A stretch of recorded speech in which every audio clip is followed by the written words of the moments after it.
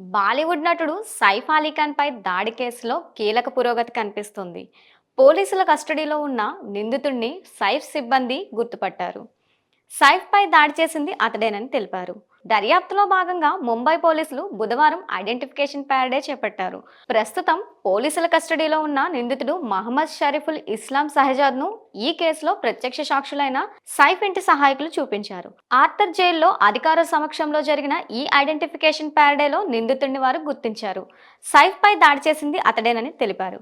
ఈ మేరకు దాడికి సంబంధించిన వివరాలు పోలీసులకు మరొకసారి వెల్లడించారు.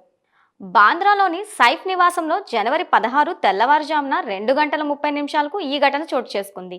సైఫ్ అతడి కుటుంబ సభ్యులు నిద్రలో ఉండగా దుండగులు సైఫ్ చిన్న కుమారుడి గదిలోకి వెళ్ళాడు. దుండగుణ్ణి చూసిన కేటైకర్ కేకలు వేయగా సైఫ్ అక్కడికి చేరుకున్న సమయంలో పెనుగులాట జరిగింది. ఈ క్రమంలో సైఫ్ గాయపడ్డారు. శస్త్రచికిత్స అనంతరం ఆయన ఆసుపత్రి నుంచి డిశ్చార్జ్ అయ్యారు. ఈ కేసులో ప్రధాన నిందితుడిగా మహమ్మద్ షరీఫుల్ ఇస్లాం షెహజాద్ను పోలీసులు అరెస్ట్ చేశారు.